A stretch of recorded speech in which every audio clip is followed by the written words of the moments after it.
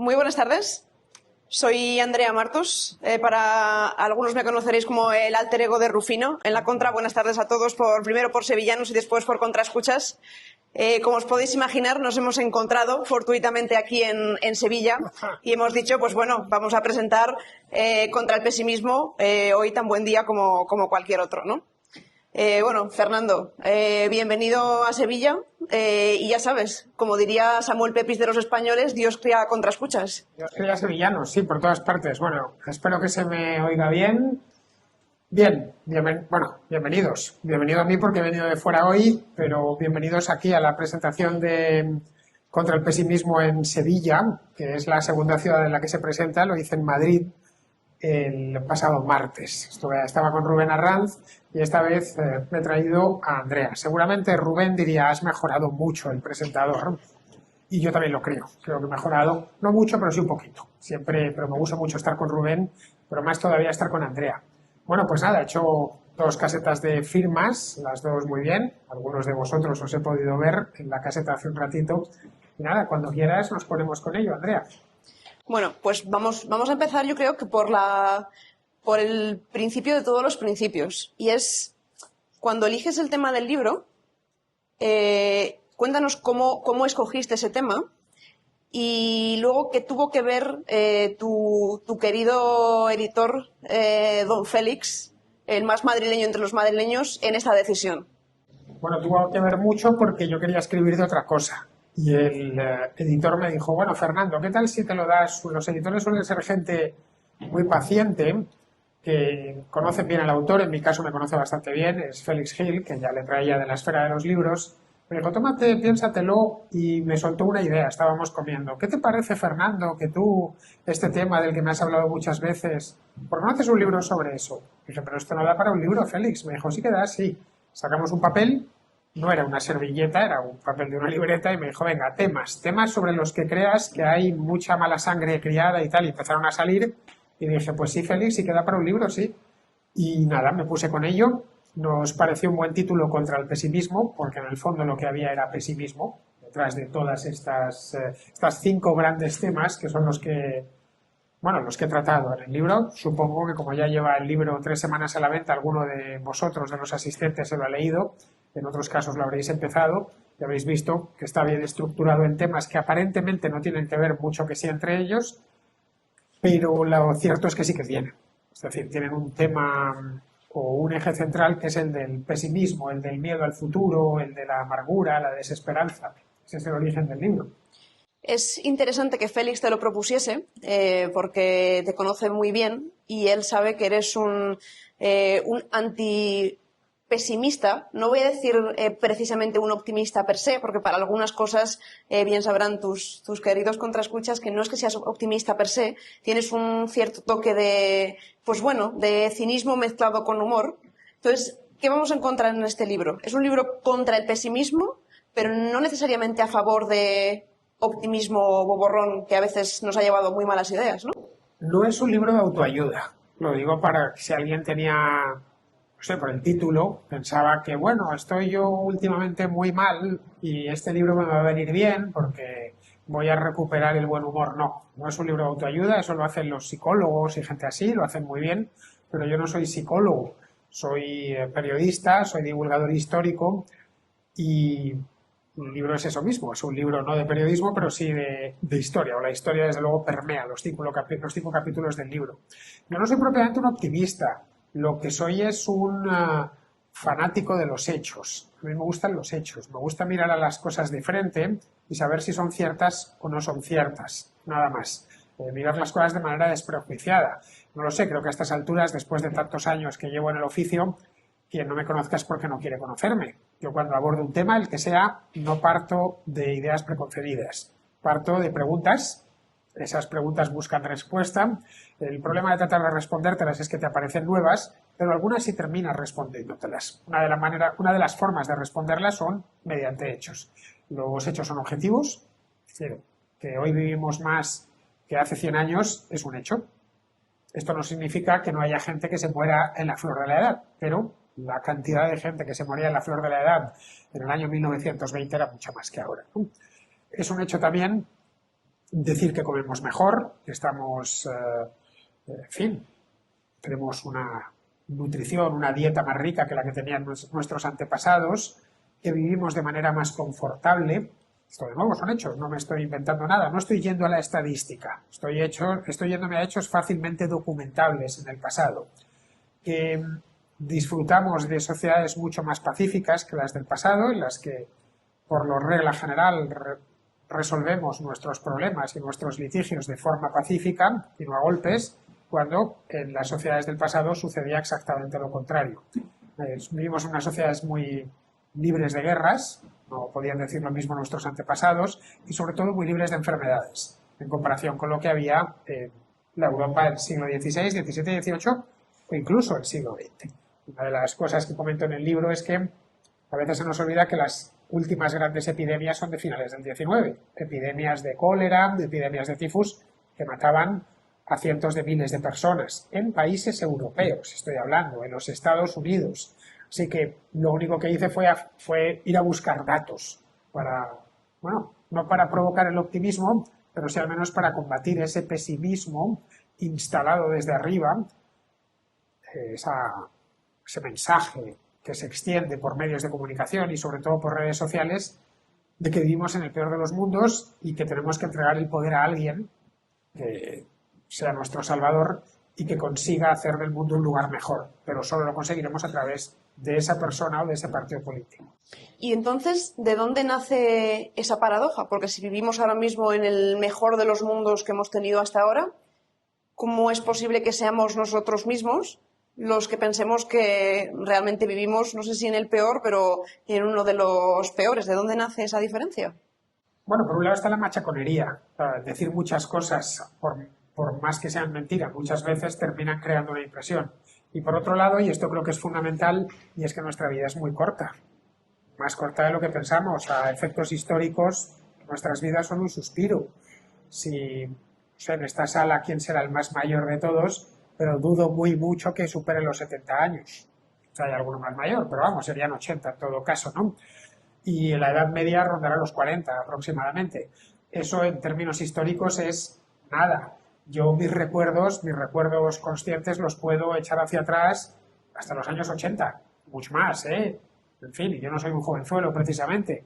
Y por supuesto esos primeros recuerdos de los años 80 son recuerdos infantiles. No digamos ya alguien que tenga ahora 20 o 25 años, directamente no tiene recuerdos del pasado, no tiene memoria viva.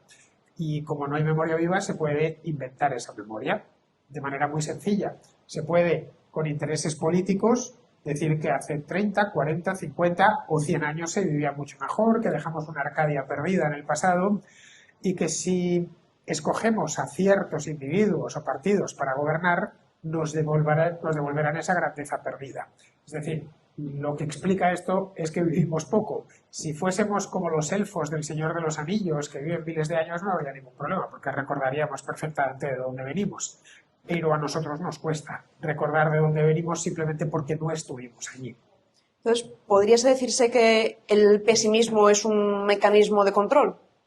El pesimismo es un mecanismo político, es una herramienta política muy eficiente y muy poderosa, porque el pesimismo viene acompañado del miedo. A la gente le hacen sentir miedo de que las cosas están mal y van a ir a peor, a no ser que entreguemos el poder a esos salvadores, que por supuesto nos van a solucionar la papeleta y por un coste mínimo, que casi siempre pasa por liquidar a alguien, o a unos cuantos, siempre nos dicen que serán pocos, pero pasa por liquidar o por expulsar a alguien, o por expropiar a alguien, a cambio de eso, de un sacrificio tan minúsculo, conseguiremos la felicidad. Entonces, sí, es una herramienta política, claro, y una herramienta política muy, muy poderosa. Sabes que había un viejo debate clásico que se preguntaba cuál era la herramienta de dominación política más poderosa, si la esperanza o el miedo, pero pareciera que casi ninguna de las dos, sino que son, en cierto modo, subtipos mascarados detrás de intentar fomentar el pesimismo como el único escenario posible, y es fomentarlo mediante la pérdida, el miedo, o mediante la ganancia, la esperanza, pero siempre minusvalorando lo que tenemos hoy en día. Pero para poder vender esperanza primero tienen que vender miedo. Es decir, a nadie le puedes convencer de que vas a salvarle si antes no le convences de que está perdido, de que está condenado en cierta medida. Tiene algo de pensamiento religioso, con la diferencia de que al menos el catolicismo promete el paraíso ultraterreno, pero el paraíso a fin de cuentas, mientras que estos ofrecen un paraíso terrenal que la verdad deja mucho que desear.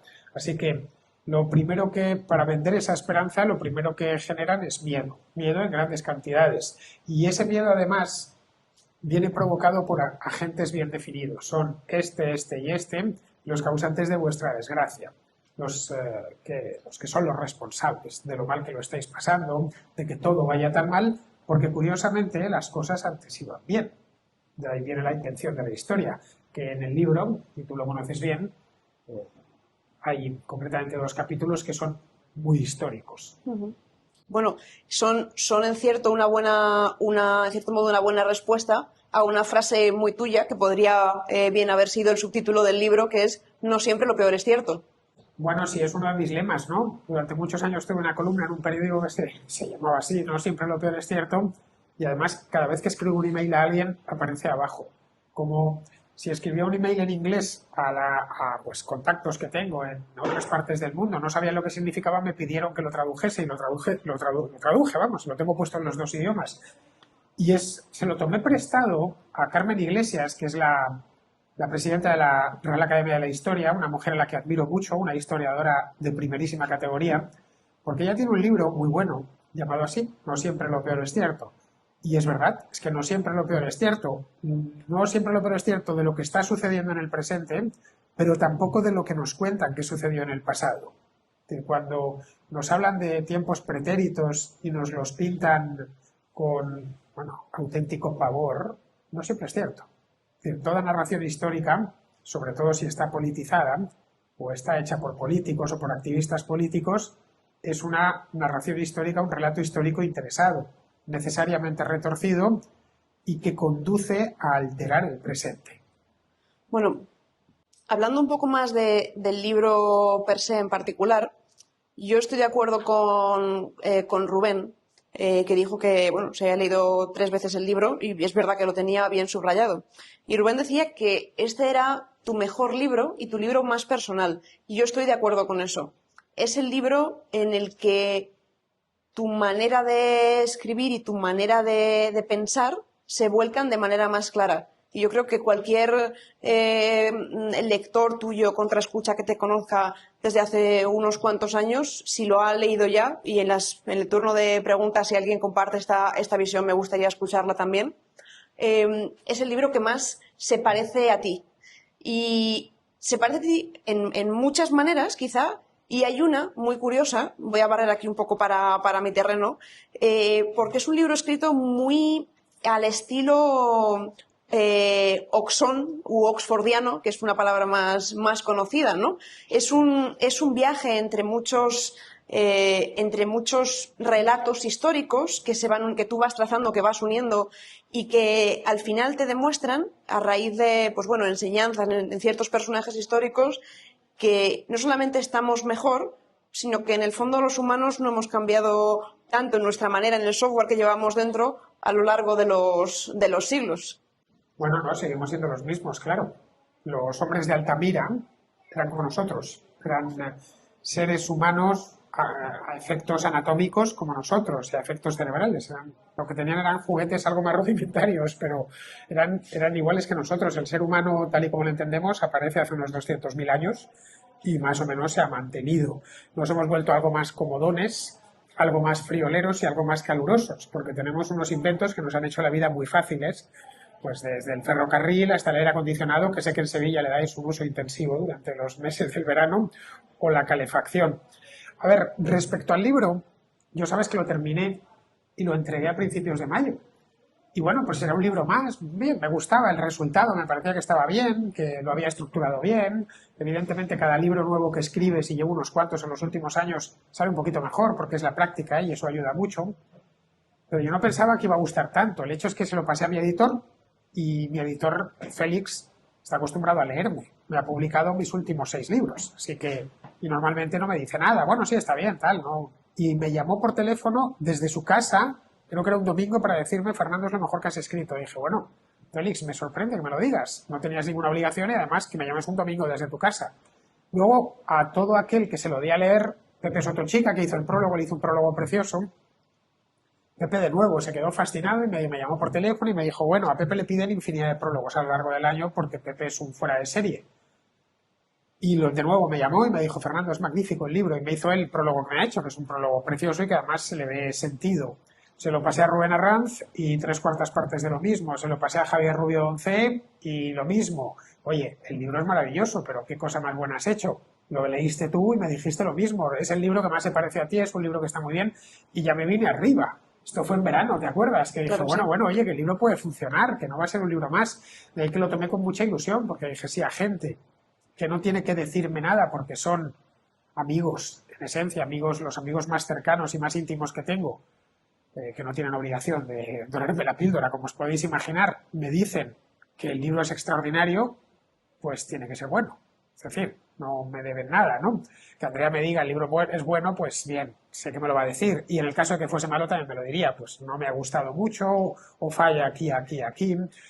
Y eso me animó bastante. De hecho, cuando estaba todavía en Cambridge, en el mes de septiembre, que empecé a preparar ya el lanzamiento, ya lo hice con muchas ganas. Bueno, correcto, matiz. El libro escrito al estilo oxfordiano, acabado en Cambridge. No nos confundamos. Escritas buenas partes en Cambridge. Sí, sí, sí. La parte nuclear del libro, y desde luego toda la estructura, está hecha en Cambridge entre el mes de diciembre del año pasado y el de marzo de este año. A ver, que tenga este estilo oxfordiano, en mi caso tiene razón de ser. Yo estudié historia en la universidad y yo me nutrí, me crecieron los dientes leyendo a historiadores británicos. Su metodología, incluso su manera de escribir, para mí es lo natural, no es nada extraño. Yo tengo, y en fin, tú sabes los libros que tengo en casa, ¿no? Es casi un británico detrás del otro. Me gusta la manera en cómo enfocan la historia, las preguntas que se hacen, etcétera. Vamos, no es que haga ascos a los historiadores españoles, todo lo contrario, ni a los franceses ni a los italianos, pero los británicos me gustan especialmente. El Reino Unido es un país que tiene auténtica pasión por la historia. Yo no he conocido país, conozco toda Europa, Alemania en concreto la conozco muy bien, pero no he conocido país en el que haya tanta afición por la historia, desde las clases populares hasta las clases más ilustradas, desde los ricos hasta los pobres. Va uno a cualquier librería, al Jeffers, al Wetherspoon, a cualquiera, una librería pequeña, y la sección de historia es la más grande. Ahí. Bueno, de historia británica es que son estanterías y estanterías, de todos los tipos, para todos los gustos, enfocada de 1000 maneras posibles. Luego, a ver, yo puedo encontrar en una librería en Cambridge, puedo no, la tengo. Yo tengo una sección de historia de España en inglés maravillosa, de historia de España, desde la Edad Antigua hasta la democracia, vamos, toda escrita por historiadores ingleses, dirigida a angloparlantes.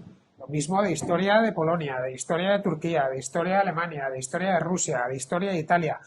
En un país que vive tan apegado a la historia, que le gusta tanto la historia, bueno, pues, en fin, inspirarse en sus historiadores creo que es lo mínimo, ¿no?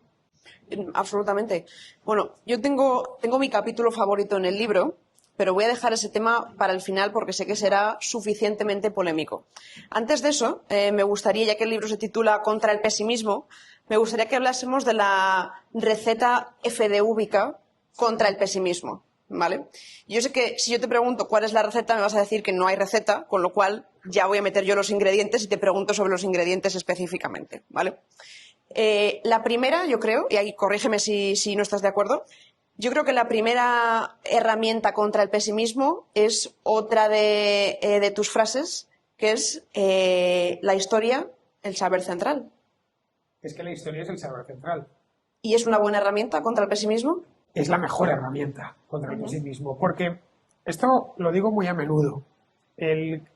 Todos los historiadores o los que tenemos formación histórica tendemos a pensar por analogía. Cuando se presenta un problema, lo primero que haces es preguntarte si sucedió ya en el pasado y cómo lo resolvieron nuestros antepasados. Eso es lo primero. Esto sucedió ya. Vivimos en el mundo de la última hora, de esto no ha sucedido nunca, de fijaos, se está hundiendo la democracia. Un momento, que los problemas que nos encontramos en nuestro tiempo se los encontraron en el pasado. Ya, pero no tuvieron no lo sé, Internet, no tuvieron inteligencia artificial, bueno, tuvieron inventos realmente revolucionarios como fue el ferrocarril o el telégrafo. Es decir, no, hoy vivimos y estamos acostumbrados a ellos, pero creo que no somos conscientes de la revolución que supuso el ferrocarril en el siglo XIX, de la revolución que supuso el telégrafo en esa misma época, unos años más tarde.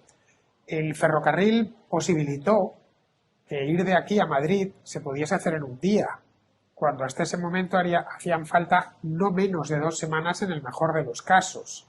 Cuando llegaba la flota del Tesoro a Sevilla, el rey no se enteraba de que había llegado hasta como mínimo 2 semanas después y gracias a un correo real que lo hacía a caballo. 2 semanas. Hay una película muy buena de los años 80, creo que se llama El rey pasmado, con Gabino Diego, que interpreta a Felipe IV. La película es una novela adaptada, obviamente, de Gonzalo Torrente Ballester, y bueno, una novela de amoríos, y aparece el conde duque de Olivares, está muy bien, la verdad. Y hay un inquisidor que está obsesionado en que los reyes, Felipe IV y su mujer, con la que se acaba de casar, es jovencita, francesa, no tengan relaciones sexuales, no se acuesten, porque si lo hacen pecarán y la flota del Tesoro se hundirá o la atraparán los piratas.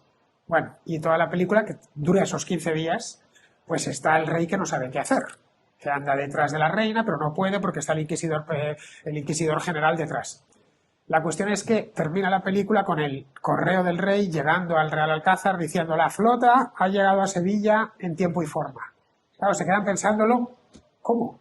2 semanas aquí, este tipo encima de nosotros, y que no he podido ni acostarme con mi propia mujer, porque teníamos aquí al fanático que no nos dejaba, y resulta que la flota ya estaba en Sevilla. Claro, había llegado 2 semanas antes, pero es que tardaba en cruzar el océano Atlántico desde La Habana, pues tranquilamente otras 2 semanas en el mejor de los casos, que podía tardar 3 o incluso un mes. Bien, esa revolución en los transportes que se produjo en el siglo XIX fue tanto más revolucionaria que Internet. Es decir, nuestros antepasados tuvieron que hacer frente a revoluciones tecnológicas realmente grandes. El telégrafo, 3/4 partes de lo mismo. El primer telegrama submarino que se envió entre Londres y Nueva York, bueno, sobre el papel existían los usos horarios, pero nunca lo habían podido demostrar.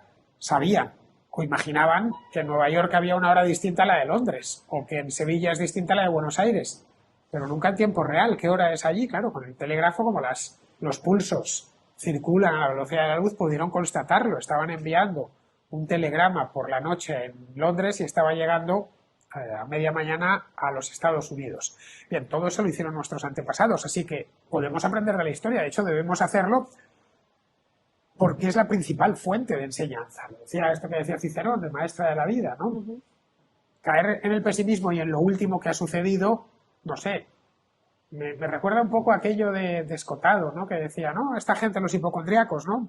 De ahí me duele aquí, de esta ya me muero, y voy al médico, y entonces no sé qué, y al final decía Escota esto de, y está que se va a morir y luego no se muere nunca. Bueno, pues lo mismo es aplicable a muchas cosas, ¿no? Occidente está decayendo y decae desde hace 100 y pico años o más, y no termina de desaparecer. O España desaparece de esta.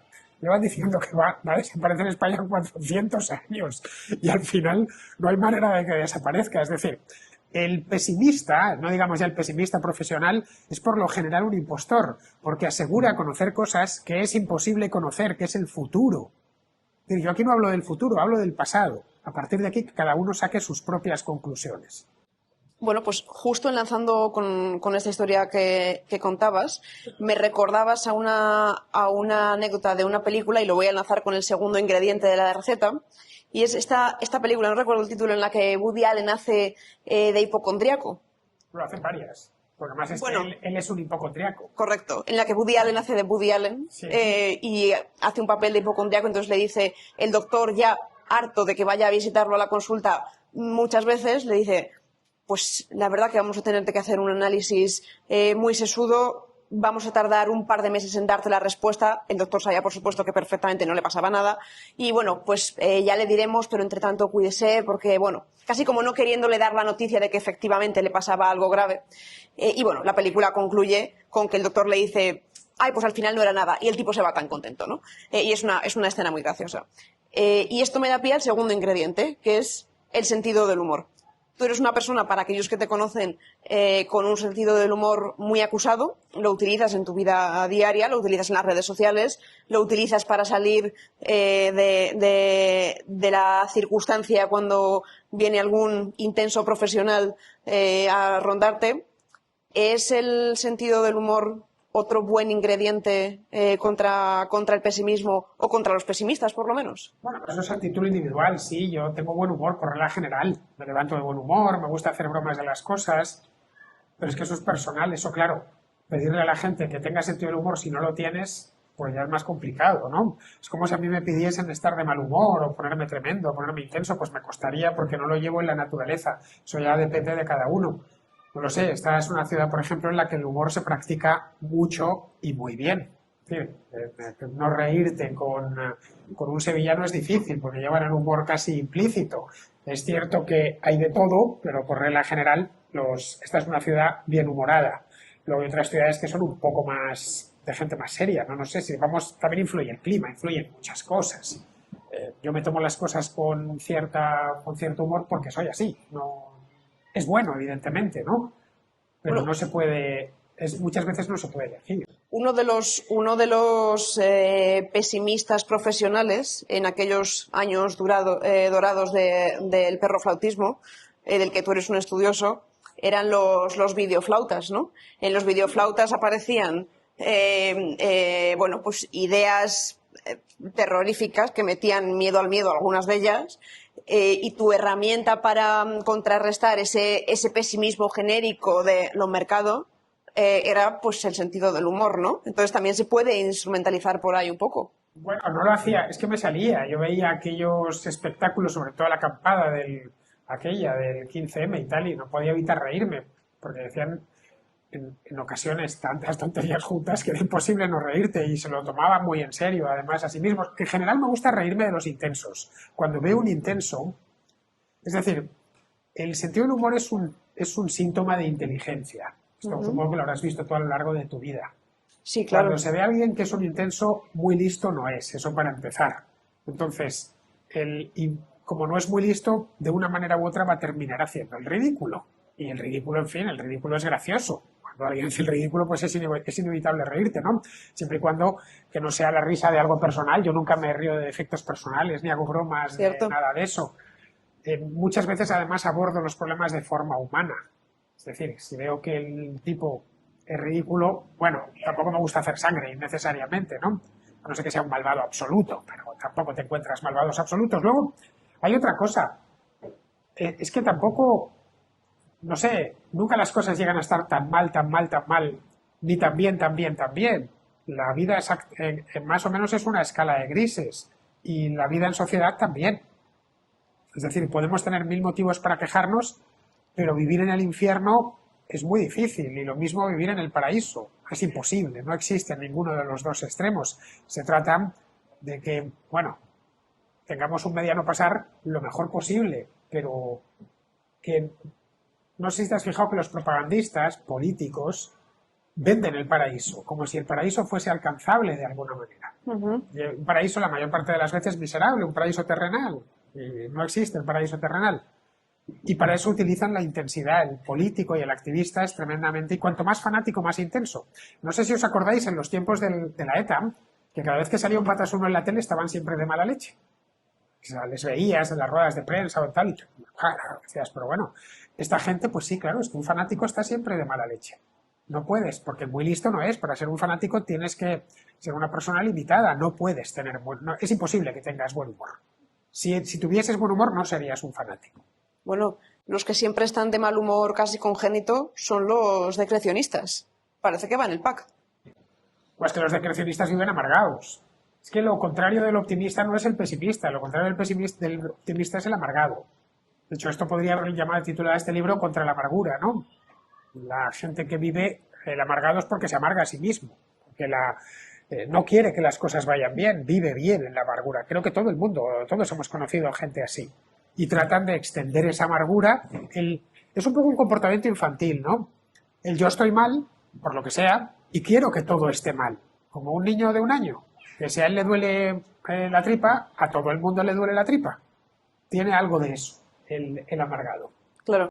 Bueno, vamos a ir acabando ya porque quiero también dar paso a que te hagan preguntas, pero no me gustaría dejar de dedicar unos minutos a mi capítulo favorito del libro, que creo que nunca te he dicho cuál es, pero probablemente te lo puedas imaginar. Tú hace unos años me regalaste un libro muy finito, que después yo he regalado, se llama Identidades asesinas, de Amin Maalouf. Buenísimo. Buenísimo. A mí fue uno de los, si tuviese que escoger 10 libros que me han marcado mucho porque ha habido claramente un antes y un después en mi manera de pensar, ese fue uno de ellos. Y a la idea de Identidades asesinas, tú le dedicas un capítulo en este libro. Bueno, el capítulo lo he titulado Identidades asesinas, en homenaje a Maalouf, claro. El título es perfecto, creo que tiene sentido que el título sea homenaje porque es el gran problema, parecer, de nuestro tiempo, los identitarios de un lado y los de otro, intentando hacer algunos cada vez las identidades más pequeñas para que quepa, para que tengas que caber por un agujero diminuto o si no, ya estés en la trinchera contraria. Cuéntanos por qué en las identidades se cifran tantas batallas de hoy y si es posible vivir una vida en paz sin preguntarse constantemente si uno está en esta trinchera de aquí o en la de más allá. A ver, el capítulo lo titulé Identidades asesinas en homenaje a Maalouf. Además, empiezo hablando de Maalouf. Pero mi primera idea era titularlo El negocio de la identidad, porque esto es un negocio político. El negocio de la identidad o los identitarios son los que definen una identidad desde arriba. La identidad nace de abajo, cada uno de nosotros tenemos una distinta. La identidad se conforma de forma individual. Pero el identitario describe, delimita una identidad y la proyecta hacia abajo. Y esa identidad te domina. Es decir, si eres mujer, todo lo domina el hecho de que seas mujer. Si eres hombre, todo lo domina el hecho de que seas hombre. Si eres homosexual, todo lo domina el hecho de que seas homosexual. Toda tu identidad la domina eso.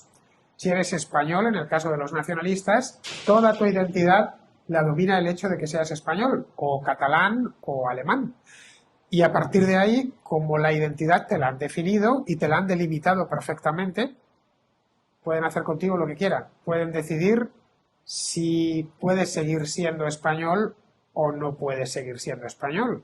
Si puedes seguir siendo homosexual o no puedes seguir siéndolo. O vas a ser un mal homosexual, o una mujer mala, o un hombre malo, un traidor. Porque la identidad está definida, predefinida desde arriba, se proyecta hacia abajo y tiene unos límites muy claros, muy bien descritos. No puedes salir de ahí. Bien, este es el negocio político no de nuestro tiempo, el negocio político desde hace mejor negocio político desde hace más de 100 años. Podríamos pensar que es intrascendente, no lo es absoluto. En absoluto porque eso, en tanto que generas identidades siempre asesinas desde arriba, eso se hace para fracturar las sociedades, para dividirlas y para provocar enfrentamientos, para que el gobernante se coloque del lado de la identidad que antes ha descrito como buena, mientras que el resto de las identidades, o las identidades designadas como tal, son malas y dañinas. Bien, esto es lo que se hizo en la Unión Soviética, esto es lo que se hizo en la Italia fascista, es lo que se hizo en la Alemania nazi. Y es lo que está haciendo ahora mismo eso que llaman pensamiento woke. Y es lo que está haciendo el nuevo identitarismo nacionalista. En este caso, la fractura la quieren hacer entre nativos e inmigrantes. Unos son buenos y sujetos de todos los derechos y todas las bondades, y los otros son malos y como mínimo tienen que ser expulsados, eso como mínimo. Bien, en principio apareció, al menos en nuestros tiempos recientes, apareció esas identidades múltiples, interseccionales del wokismo, del posmodernismo filosófico, y luego como reacción ha aparecido esta última. Ambas son dañinas. Los seres humanos somos todos iguales, pero iguales en derechos. En todo lo demás somos diferentes, somos únicos, somos irrepetibles. Nuestra identidad es única y irrepetible. Cada uno la ha ido formando desde el momento en el que nació. En algunos puntos pues coinciden nuestras identidades. A ver, aquí todos somos españoles, luego tenemos, sí, efectivamente, una de las identidades es común de todos los que estamos aquí. Pero a partir de ahí ya se empiezan a divergir. La mía no es exactamente igual que la suya. Él ha tenido su propia biografía, su propia crianza, sus propias experiencias. Yo he tenido las mías. Coincidimos en algunas cosas, pero podemos tener, y esa es la tesis de Maalouf, pueden anidar en nosotros muchas identidades, no solo una, nada más. Son muchas y además esas identidades, digamos que viven de forma muy armónica. Se puede perfectamente, qué sé yo, ser, no lo sé, homosexual y de derechas, sin ningún problema. Y vemos cómo los woke lo niegan. No es posible. Si un homosexual quiere ser de derechas o quiere ser cristiano, no lo va a poder ser, será un mal homosexual. Bien, esto me vale para cualquiera de estas identidades definidas desde arriba. Entonces, esta es la parte, digamos, es de todos los capítulos el más intenso de todos, si se me permite la palabra, porque con esto sí que hay que ponerse un poco más serio, porque la capacidad de fractura y de enfrentamiento que tiene el negocio de las identidades es tremendo. Y lo pudimos ver el siglo pasado. Y deberíamos aprender para que no nos vuelva a suceder algo así. Claro, y además son, abundando lo que decías, son identidades que son intensas de manera constante y uniforme. Es decir, excluyentes. Si el ser español en esta sala es una identidad, bueno, que existe, pero en tanto que aproximadamente todos lo somos, tampoco es algo llamativo per se. Pero si estamos en Reino Unido, es algo más llamativo y es algo que podemos percibir de manera más, claro, más prominente, porque el resto de los que están a nuestro alrededor no lo son. Entonces puede que hagamos ciertas cosas en pro de ese driver. O a lo mejor no, o a lo mejor sí. En fin, que no hay una... No nos sentimos de la misma manera siempre igual y han de juzgarnos exactamente por eso de una manera uniforme y impuesta desde arriba, ¿no? Correcto, correcto. Pero bueno, vamos a dar paso a nuestra querida audiencia, que la tenemos aquí, y es muy numerosa, por cierto. Así que nada, no tenéis más que levantar la mano y yo estaré encantado de atender vuestras dudas. Podéis también llevarme la contraria, que ya sabéis que me gusta especialmente. Y sé además que este libro, lo digo por los vídeos que he subido, que es tan pronto como subo el vídeo automáticamente aparecen las críticas, lo cual agradezco. Bueno, buenas tardes y muchas gracias por tu trabajo. Quería hacer referencia al tema contra el pesimismo, que refiere sobre todo a los que juzgan como nuestra sociedad, ¿no? Que hemos ido a peor y demás, ¿no? Pero me gustaría conocer también tu visión respecto al futuro, en el sentido de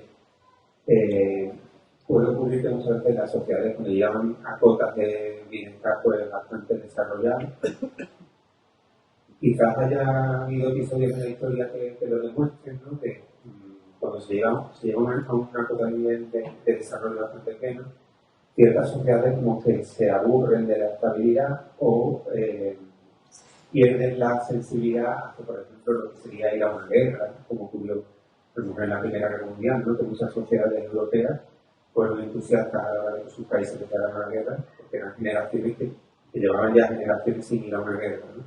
Entonces, mi pregunta va en el sentido de ¿hasta qué punto crees que el bienestar puede generar una sociedad de cristal que no sea capaz de resistir cambios bruscos y volver a hacerla? Es decir, ¿hasta qué punto crees que nuestra sociedad, la sociedad a la que hemos llegado, puede ser vulnerable a procesos de involución, que pueda fallar o ir hacia atrás? A ver, yo el futuro no lo conozco, yo hablo del presente y del pasado. Del presente sobre los hechos que acaban de suceder, y esa es mi labor periodística, y del pasado sobre los hechos que sucedieron y están bien documentados. Y esa es mi labor de divulgación histórica. Pero sobre el futuro yo no puedo hablar, no lo sé. Yo no tengo ni idea, yo no sé hacia dónde va la sociedad. Y si lo dijese mentiría, os estaría engañando, y a mí no me gusta engañar a mis lectores ni a mis oyentes. No, lo sé, no hay más. No tengo ni idea si dentro de 5 años va a haber una tercera guerra mundial. Lo desconozco. ¿Hay posibilidades de que vayamos hacia eso? Bueno, en principio, con lo que tenemos no lo parece, pero bueno, la Primera Guerra Mundial estalló, como bien sabemos, de la manera más tonta posible. Si a alguien, a un europeo medio, le decimos en el año 1912 que 2 años más tarde va a estar en las trincheras, no se lo hubiera creído. Ahora, es cierto que algo hemos aprendido, no hablamos de la guerra con la inocencia y la ingenuidad que se hablaba hace 100 años o hace 100 y pico años antes de la Primera Guerra Mundial, y nos cuidamos muy mucho de ella porque sabemos lo destructiva que puede llegar a ser. No olvides que en la Primera Guerra Mundial van los soldados pensando que van a combatir casi en una batalla napoleónica y se encuentran con metralletas delante, y con tanques y con aviación. Se encuentran con que la guerra se ha industrializado por completo. Ahora más o menos lo sabemos. Es decir, salvo algún loco, nadie desea la guerra. Las nuestras no son sociedades que estén en pie de guerra, son sociedades pacíficas. Ahora bien, que cierto desarrollo puede llegar a llevar a confiarte. Sí, claro, a confiarte en lo material, pero también a confiarte en lo espiritual. Es decir, que no vigiles lo suficiente y que te vayan arrebatando porciones de libertad y cuando quieras darte cuenta te has quedado sin ella, ¿no? Por eso hay que estar siempre vigilante, vamos.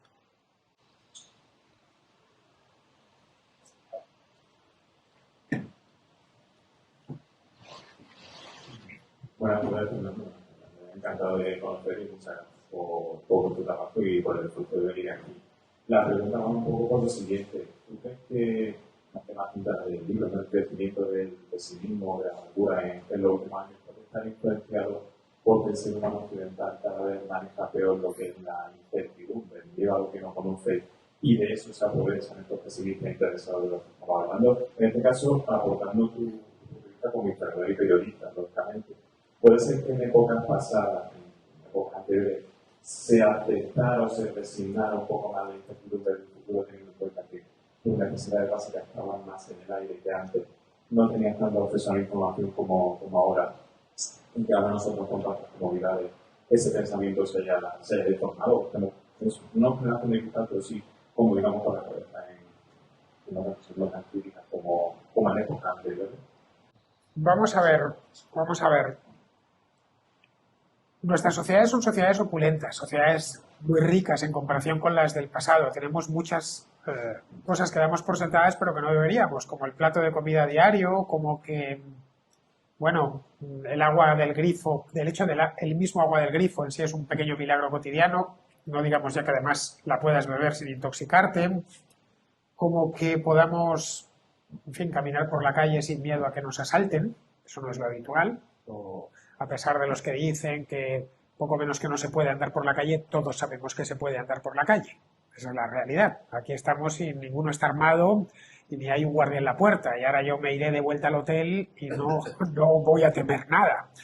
Es decir, ciertas cosas que nuestra sociedad ha conseguido, evidentemente, pues nos han hecho una vida tremendamente cómoda. Y eso puede dar lugar a que algunos piensen que, pues en cierta medida, todo es seguro y esa incertidumbre sobre el futuro les crea inseguridad.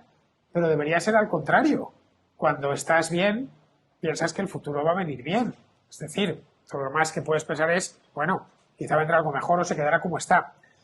Las sociedades occidentales, concretamente las europeas, parte de esa desesperanza viene de que el crecimiento económico es pequeño y se percibe como pequeño. No es el salto que dieron, por ejemplo, nuestros abuelos en los años 60, que fue un salto de renta considerable. Guillermo García Morillo. Ay, me estaban llamando. No es el salto de renta que dieron en aquel entonces mis abuelos, mis padres en los años 60, sino que la economía crece mucho menos, tanto en Europa como en Estados Unidos, en Canadá, en los países occidentales.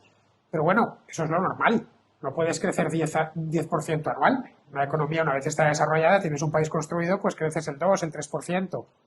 Simple. Luego hay problemas puntuales. Ahora estamos en España con el tema de la vivienda. Hace 10 años estábamos con el desempleo. Siempre las sociedades tienen problemas. Ahora bien, la sociedad en sí no es un problema. Son problemas que tendrás que acometer. En el caso de la vivienda, pues que construyan más casas, qué sé yo, que la desregulen, que acaben con la ley de vivienda esa que ha puesto los alquileres por las nubes, que cuando alguien ocupe una vivienda, pues se le pueda sacar de la vivienda sin más. Eso veríamos como si das más seguridad al propietario, pues más gente sacara la vivienda en alquiler. Como vemos, son soluciones del día a día, no son grandes problemas de la civilización, que es un poco como tratan de vender esto los operadores políticos. Si hay algo más de inseguridad en la calle, bueno, pues que la policía, los cuerpos de policía crezcan o se esmeren más, o que las penas sean un poco más duras para quienes las infrinjan.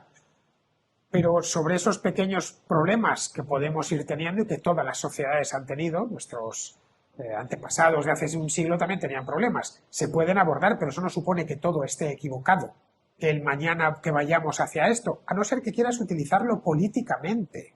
Luego hay otra fuente de pesimismo, que es la de hacer pensar que nuestros antepasados fueron o muy buenos y nosotros hemos decaído, o muy malos y nosotros debemos, en cierta medida, hacer todo lo contrario para conseguir ser una suerte de hombres nuevos. En el caso del identitarismo de izquierdas, lo que tenemos es todo lo que hicieron nuestros antepasados estuvo mal hecho, porque eran homófobos, machistas, imperialistas, racistas, bla, bla, bla. Hay que pedir perdón por lo que hicimos, en el caso al menos de los occidentales, y a partir de ahí entregar el poder a unos tipos que van a hacer de nosotros gente nueva, que revise sus privilegios, etc. Y luego, en el caso de los identitarios nacionalistas, lo que nos hacen ver es que todo el pasado fue glorioso y nosotros, o unos pocos, se han encargado de hacer un presente horrendo. Y que lo que tenemos que hacer, bueno, pues es volver a esas glorias pues que tienen más de cartón piedra la mayor parte de las veces que de otra cosa, ¿no? Eso también genera pesimismo, porque te hace sentir como no recordamos esa época, no sabemos si nuestros antepasados eran tan malos o tan buenos, ya digo, es muy maniqueo. Se habla del pasado en términos de malvados, de villanos y héroes. Si no vamos a entender nada. Y nuestros antepasados no fueron ni villanos ni héroes. Evidentemente hubo villanos y hubo héroes, pero a título individual y siempre fueron pocos. El común de nuestros antepasados eran como nosotros.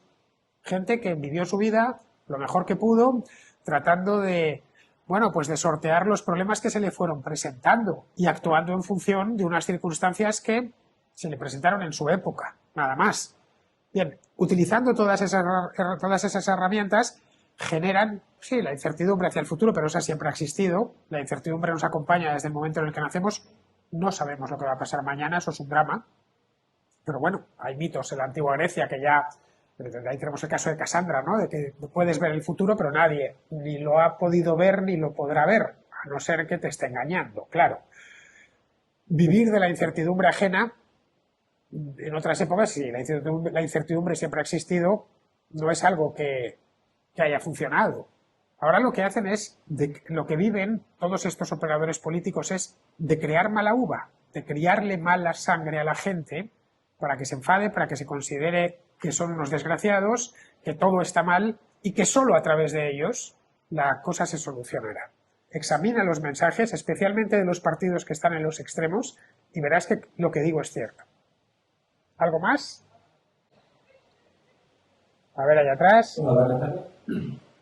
Muchas gracias por esta visita, soy bien animada, Fernando. Y yo quería hacer una pequeña reflexión sobre el tema del pesimismo.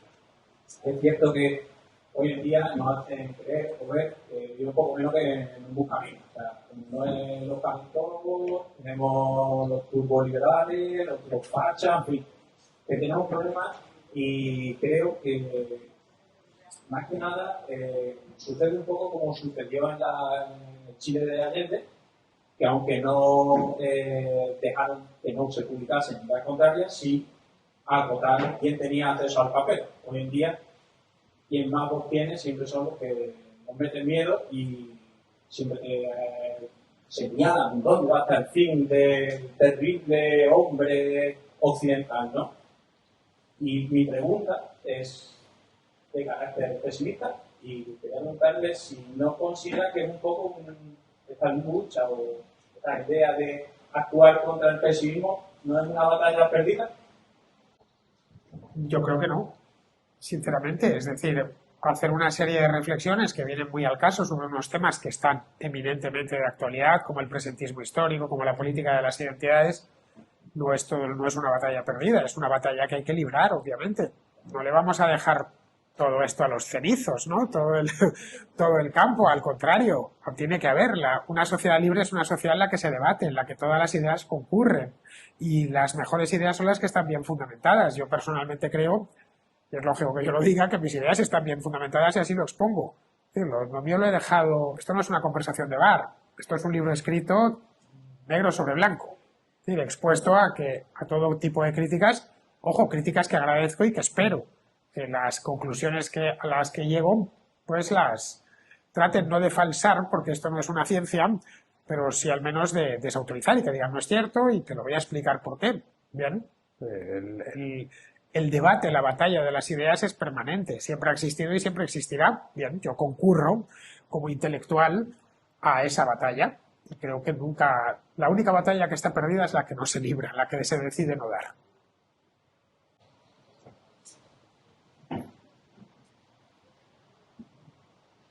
Hola, Fernando. Lo primero, muchas gracias igualmente por venir aquí a Sevilla. Aquí tenemos varios que seguimos a diario en YouTube. Y igualmente también hemos leído algunos libros de estudio. Simplemente una reflexión. De verdad que comparto contigo el tema del progreso. He leído mucho de Pinker, que defiende por supuesto el progreso de los últimos siglos. Pero de verdad que la crítica que también se le ha hecho a Pinker mucho tiempo es que de verdad que en los últimos 20 años es cierto que hay, viendo los hechos, hay un cierto declive, ¿no? El climático, pérdida de poder adquisitivo, pérdida de poder económico en Occidente, ¿no? Siendo realistas y sin llegar a la dramatización, hay un cierto pozo de razón en el sentido de que evidentemente tenemos una vida de 60-70 años y los últimos 20 años hemos visto un cierto declive. Es normal que la gente pueda tener un cierto pesimismo, entre comillas, sin llegar a la dramatización. Pero bueno, creo que ni todo está mal, pero que tampoco todo está bien, ¿no? Yo creo que el cambio climático, por ejemplo, es un tema que no he llegado a leer el libro, pero he visto que el último punto hablaba sobre él. Evidentemente no es la dramatización de que se va a acabar mucho mañana, pero creo que es algo que debería no alarmarnos, pero sí preocuparnos, ¿no? Y crear un poco, si podría entender esa expresión. Del cambio climático hablo en uno de los subcapítulos que se llama, creo, si mal no recuerdo, lo titulé La ansiedad climática, que es también una fuente de pesimismo. Bueno, ahí tenemos a Greta Thunberg diciendo que el mundo iba a arder. ¿Qué año dijo? 2024. En fin, todavía seguimos aquí. Así que ahí tenemos de nuevo, una de estas agoreras que los agoreros siempre se equivocan. Lo único que hoy te prometen, te auguran el fin del mundo porque nos vamos a achicharrar, y antes decían que Dios estaba enfadado con el ser humano y iba a acabar con el mundo. A ver, el mundo tiene problemas, nuestras sociedades tienen problemas, es que eso es innegable. He hablado de la vivienda, puedo hablar del cambio climático. Que el cambio climático existe creo que es una obviedad, a poco que miremos los datos. Es decir, no hay más. Vamos a los datos, vemos que efectivamente la Tierra se ha calentado con respecto a los datos que teníamos registrados de hace un siglo, por ejemplo. Tampoco es que tengamos mucho porque la historia del clima no empieza en 1850 ni en 1890. En concreto hablo de este tema por los datos más antiguos que tenemos en el Observatorio del Retiro en Madrid, pues que son del año 1880, que no es mucho tiempo, pero bueno, lo que sí vemos es una progresión que ha habido, que las temperaturas son algo más altas. Bueno, esto no es la primera vez y no será la última en la que las temperaturas del planeta cambian. Nuestra propia especie tuvo que lidiar con otros cambios climáticos en el pasado, con la diferencia de que este nos está pillando tecnológicamente muy avanzados. Empleemos la tecnología, crezcamos económicamente para poder combatir los excesos climáticos, que en algunos lugares será lo contrario. Yo entiendo que en Sevilla que suba la temperatura puede preocupar, pero os aseguro que no os lo están encantados, con que suba la temperatura, o en Cambridge, que hablar de verano allí es ser muy generoso. Sí, me decía Andrea cuando hemos llegado aquí, dice, parece un día de verano en Cambridge, cuando hemos llegado a Sevilla. Uno bueno, dice. Sí, claro, 24 grados, soleado, dice, esto es un día bueno de verano en Cambridge. Bueno, pues aquí estamos a 1 de noviembre en Sevilla. Así que, al final, no sé, en esto del clima, como todo, ¿cuál es el clima perfecto? Es lo que yo me pregunto. ¿El que teníamos en el año 1970? ¿Ese es el clima perfecto? Pues hombre, para mí no. Yo preferiría que hiciese todos los días así en Madrid. Y no, en invierno hace mucho frío y en verano mucho calor. Así que deberíamos saber exactamente si ese cambio climático va a perjudicarnos a todos por igual o beneficiará a unos y perjudicará a otros. En el caso de que a los que perjudique, pues lo suyo es combatirlo con tecnología, y para poderlo combatir con tecnología, la misma que utilizaron, bueno, no la misma, no. Nuestros antepasados también lo combatieron con tecnología, poniéndose pieles, por ejemplo, resguardándose en cuevas. Bueno, cuando apareció el fuego, cuando descubrieron el fuego, nosotros tenemos muchos más medios. Luego, respecto al tema del poder adquisitivo, pues de nuevo, si le dices a un indio o a un chino que el poder adquisitivo ha bajado en los últimos años, se va a reír de ti, va a decir, no ha hecho más que subir. Porque no ha hecho más que subir en esos países. En España o en Francia o en Alemania, sí. Bueno, ha subido el poder adquisitivo, pero poquito. Lo que decía, el crecimiento económico, especialmente en los últimos 10 años, ha sido muy raquítico cuando no ha habido abiertamente decrecimiento. Desde la pandemia ya no digamos. Así que lo que tenemos es una serie de problemas concretamente atados al continente europeo de crecimiento económico. Bueno, pues abordémoslos si ya sabemos cómo crece una economía. Esto no es nuevo. Sabemos que una economía para que crezca se tiene que dejar a los agentes económicos funcionar. Se tiene que dejar, no puede haber impuestos abusivos, la regulación tiene que ser la justa y no muy pesada para que puedas, en fin, operar y hacer negocios de manera natural. La energía no debe de ser muy cara porque es uno de los factores principales para crear riqueza y en Europa nos hemos convencido de que la energía tiene que ser un factor carísimo, el suelo tampoco debe de ser muy escaso, no sé. Los elementos, los ladrillos del crecimiento económico los conocemos. Otra cosa es que en Europa no se estén utilizando. Ahí entraríamos ya en el momento presente. Pero sabemos cómo salir del marasmo económico. Otra es que los políticos no quieren hacerlo. Un marasmo económico, escúchame, muy circunscrito a la Europa comunitaria, bueno, también al Reino Unido, que están parecidos.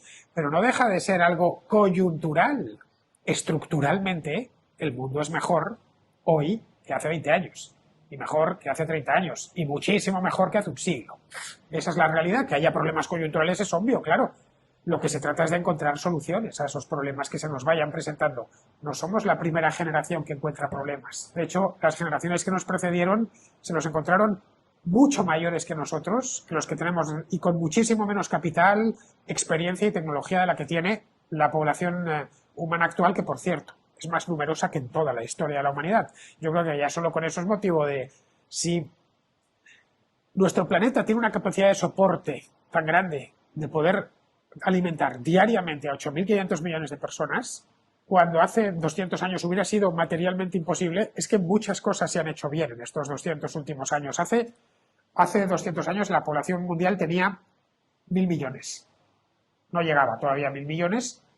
Y el 90% de esa población hoy la consideraríamos de extrema pobreza. Bien, hoy somos 8.500 millones y el principal problema del mundo ya no es la desnutrición, es la obesidad. Es decir, es saber cómo dejamos de atiborrarnos de comer. Hola, buenas tardes. Muchas gracias por venir. Y bien, yo te digo de la oportunidad de leerlo. Pero te lo cuento, pero tú me has pillado ahora leyendo, no sé si te suena el progreso de John López. Sí, sí, es un buen libro, sí. Podría ser como una segunda parte, podría ser, bueno, no quiero usar tu opinión, pero basada en la vida de una parte, me imagino que partido. Bueno, yo de Norbert me he inspirado, pero no es exactamente. El libro de Norbert es un libro de economía y el mío es un libro de historia. Esta parte, digamos, solo es la primera parte, es el primer capítulo. El resto es esencialmente historia. Y además lo enfoco, más que desde la estadística actual, desde cómo vivían nuestros antepasados. Porque la estadística actual, si no la conocemos con números concretos, la imaginamos. Todos sabemos que comemos todos los días. Bien, nuestros antepasados no lo tenían muy claro, que fuesen a comer todos los días. Pero al fin y al cabo, yo creo que la parte del país, queréis llegar a decir que el mundo ahora no se mejor. ¿Qué? Sí, efectivamente, sí. Efectivamente. Lo que pasa es que yo creo que yo creo que tú en el fondo, no sé si es así, como te he dicho, como especie sí estamos creciendo, estamos cada vez mejor, pero hay grupos humanos que son grupos que no tienen esa oportunidad. No lo mismo como un cubano no piensa lo mismo. Un venezolano a lo mejor no tampoco piensa lo mismo. Hay ciertos grupos que sí, el optimismo que vayan para adelante un poquito más complicado. Mira, te voy a dar un dato. En el año 1950, Venezuela era el cuarto país más rico del mundo. Hoy es el cuarto más pobre por la cola. ¿Vale? Y verás qué ha pasado. Cuando el resto del mundo se ha enriquecido de esa manera, ¿por qué Venezuela es hoy uno de los países más pobres del mundo? Bueno, creo que la cosa se responde sola. Esencialmente ha sido mal gobernada durante muchos años. De nuevo, me voy a los hechos, no opino, al margen de lo que a mí me parezca Nicolás Maduro. Los hechos son así. El país está en la ruina porque se han ido aplicando unas políticas muy concretas. Y lo mismo me vale con Cuba. Y lo mismo me vale con Corea del Norte. No sé, Corea del Norte y Corea del Sur son un salto de renta tan brutal dentro de un mismo pueblo. Sí que sí, efectivamente, si hablásemos de Venezuela, pues sí, toca ser pesimista, pero de nuevo, de forma coyuntural. Por cada Venezuela o por cada Cuba hay una historia de éxito en el mundo. Es decir, creo que no somos conscientes de lo que ha sucedido entre China y la India en los últimos 25 años. La cantidad, los millones, cientos de millones de personas que han salido de la pobreza más abyecta. Y son seres humanos. A mí lo que me interesa es el ser humano. Y contemplar, al igual que la historia es la de todos los seres humanos, cuando echas la vista al presente, de nuevo, el mundo es un lugar mejor, el mundo. Evidentemente Venezuela no es un lugar mejor que hace 25 años. Cuba, bueno, Cuba es más o menos igual que hace 25 años, un poquito peor, porque las cosas se les han torcido mucho. Pero Venezuela sí es un lugar infinitamente peor que hace 25 años, pero la causa la conocemos. Y también sabemos el modo de salir de ahí. Otra cosa es que los venezolanos lo tengan muy difícil, porque el país ha derivado en una dictadura, ha degenerado en una dictadura espantosa. Pero son los casos que tendrá que pensar que, aunque como especie vamos creciendo, somos cada vez mejores.